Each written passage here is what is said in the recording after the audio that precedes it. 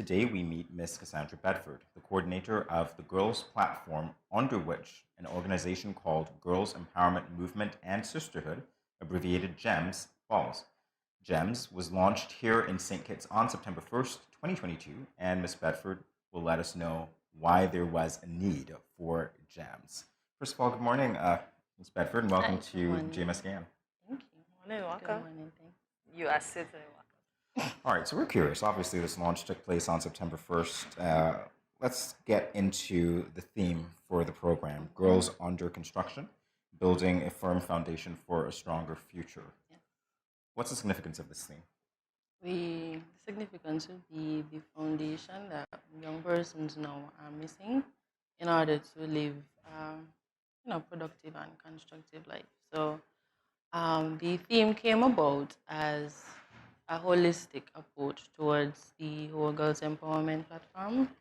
So the theme for the girls empowerment platform is to ensure that adolescent girls work, achieve, and strive towards their fullest potential. So rather than just having a program that just focuses on one thing, we wanted a holistic aspect.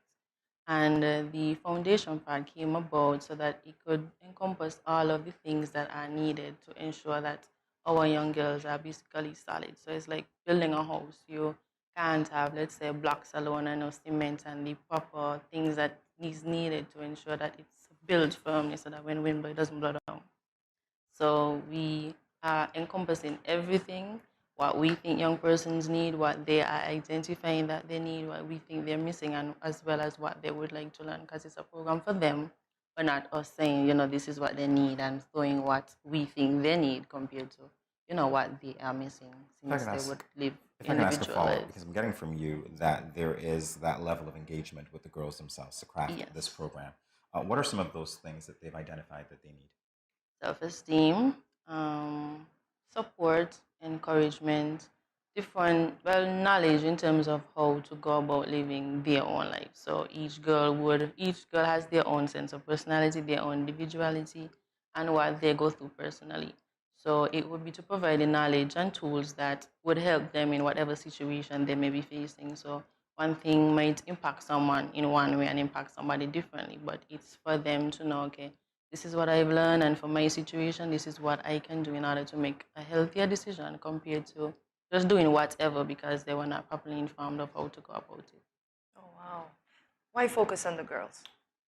Well, I'm the officer for the girls platform, so boys and girls are as equally important. So my coworker Dion Brown was here this year, so I know he has that covered. So I'm dealing with the young girls. Oh, good stuff, good stuff. I want to talk with you about mentorship and what went into, say, identifying mentors for these girls.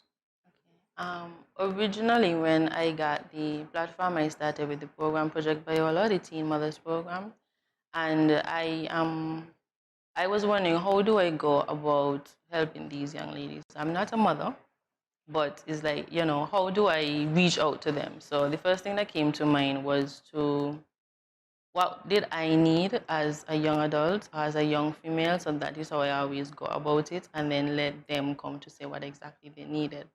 So for the mentorship aspect of it, we know that with mothers having, many children, most of them come from single parent households, so they would have to be working or maybe looking after the other children. So the support that they would have gotten the time would now be decreased because the mother is out there, she's working, she has to do what she has to do. And there are some young girls who might not have that mother figure in their lives, but we are trying to give them that. So even if you do have it, you have an additional support, you have additional encouragement. For those who don't, you now have someone. You can never have too much, so the more the merrier. So the idea was to also give them that support where they're lacking. It can be personal life, it can be their academic lives, but to give them that holistic approach and not just a one-off type of service or one-off type of help. So this platform was just launched on September the 1st. How long was it in the works? It has been in the works since 2018. Oh, so COVID put a little damper on it. Well, yes. Wow. Yeah, seems like the official answer. We'll take that. All right. If I could go back to mentorship for a second, not only am I curious about the time that these young ladies can spend with, their mentors, but also the selection. How do you go about selecting the mentors? We started with the application process. So mentors would have been given an application. After that, we would have looked, there's a mentor interest and there's a mentee interest. So we would try to link as close as possible similar interests, both mentee and mentor. So what we would have done is we would have had a series of interviews with the potential mentors that we had. Majority of them displayed community involvement, the fact that they just, needed to reach out. Some of them were also teen mothers, so that would help that the group that we have. Some of them came from large families, so they basically know what it would be like to be a young girl. So it would be now using what they have been through to help somebody else who's actually going through the same thing. I hear you speaking mostly to teen mothers. Are there any other areas that you will touch on other than the moms? Yes, under the girls platform, we have teen mothers and what we call at-risk girls. And the at-risk girls are those who we try to shift the journey in life if it looks a bit more like they're heading down a wrong road. So these would be those who are more prone to peer pressure, those who are likely to become pregnant, those who may be displaying risky sexual behaviors. So we're just trying to change the direction based on where they look like they are going based on the behaviors or the concerns that the individuals surrounding them may have. My follow-up questions with the girls at risk, are they referred to you? Yes, they are. Okay.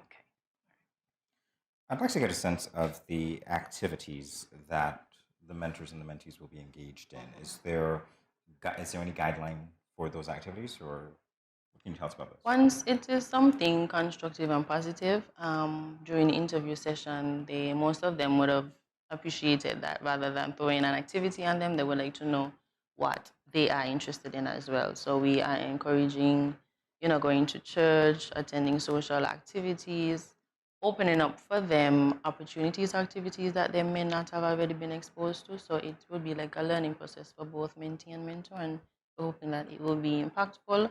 But the whole idea was to show them that the bubble that they might live in, there is more to it than that, because they would be limited based on the different backgrounds they may be coming from. During the break, I asked you, how is the program? It has started, and how is it going? So can you tell me a little bit about that? Okay, we are on pause at the present moment. We are focusing on the International Day of the Girl Child, which is the 11th of October. So after working on the preparations, I'll then bounce back to, begin matching mentees with mentors and everything else that it has been encompassing. The next activity to have is the monthly sessions, but due to lack of funding, we haven't been able to do that. And the monthly sessions will be consistent sessions to ensure that the girls are active at least once per month and start to give them the tools that they already need for the issues or whatever else they may be experiencing at the moment. The first session we're looking to have is a vision board where they can try to guide where they want to end up in life. And then the mentorship aspect would now come in, where the mentors can see their board and actually guide them along the way. So you start with the vision board personally, and then the mentor reiterizes it, and then we as well add these sessions that would, help to curb that as well, and then get them to say, okay, this is what I need to make it here. This is what I need from the office to assist me. This is what I need from the mentor. So it's really a holistic approach. I must mention with that, I like the fact of the vision board, because they always say write the vision and make it clear. So I like that. That's the initial thing that they're going to start with. All right. So I want you to share with us information on the pilot and why that school was selected. The pilot school was chosen to be Charles E. Mills Secondary School. That school was chosen because over the years, while working with the teen mothers, as that would have been the only program under the girls platform, between Washington Archibald High and Charles E. Mills, there was always a high teenage pregnancy rate. The numbers for Washington Archibald went down, but Charles E. Mills had a few, while the other schools had none at all, or lower numbers. I then began maybe last year to work on research between adolescent girls living in the areas of Sandy Point through Settlers, looking at the concerns that individuals have, the teachers have, the children themselves have. It was, rather than making an assumption that, those are poverty backgrounds or most of them are single female-headed households, we wanted to get that research in. So the questionnaires would have been distributed to community residents, police officers who work in the area as well as the schools. We have nurses. I think I would missing a few people, guidance counselors as well, community development officers who work in the areas, and just persons who would have an impact with children and with the school, just so that those persons can, give them a bit more accurate information in terms of what the concerns are, because, we, as solid as the justification can be, the better, rather than to assume that this is what they need. So I will have to work on it. COVID would have impacted the results coming in, so I would have to now revise and see what more, but that's what we're working on, to build a solid justification for the program.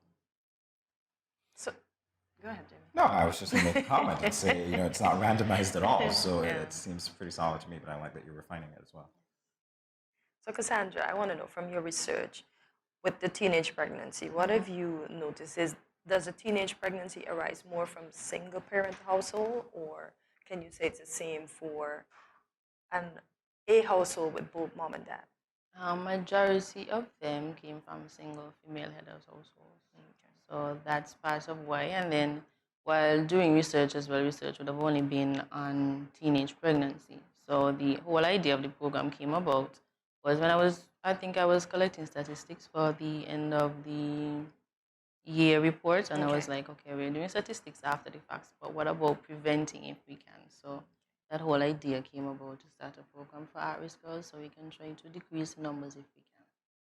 Well, I was about to ask you, because I see a lot of programs come up sometimes, and it's very important to know not only what the goal is, but how do you measure success? So I want to ask you, how do you envision measuring success?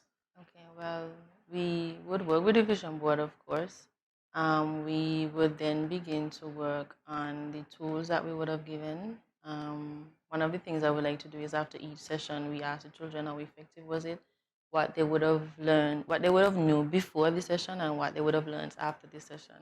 Then over the period of maybe 3 to 6 months, we can probably bring back an evaluation for the children as well, but also to work with the guidance counselors and the principals, the teachers, to see if there is a change in, their mindset, their behavior. Also work with the parents to see if there's a change in behavior at home, to see if it has been impactful. We will also work with the mentors to see what results we can get. Some children would take longer for a change, so it would be over a period of time. So it's not a set time specifically. Over the period of a year, what we're hoping to have is like a graduation process. So you would have where you monitor the girls over that period to see what have grown. We'll be paying keen attention to their behaviors, even having them do different things that they can measure, so they can say, okay, in this month, this is what we did. In the other month, this is what I would have learned. And they would have their personal journals as to what they write, whatever they want. So we can use that in the end to see, okay, this is where you began, and the journey that it took. And at the end, hopefully, we will have a holistic view of this is what the child was before, and this, the steps that it took for them to grow. So we're hoping that after the year period, we would then be able to monitor. For some, the program will not end after that, but the mentorship can continue. For those who we think would have benefited, then they can then maybe be a mentor to someone else who's coming in. And for those who continue needing that mentorship, we can stick with that mentor, or we can change the mentor based on the needs that the child has identified.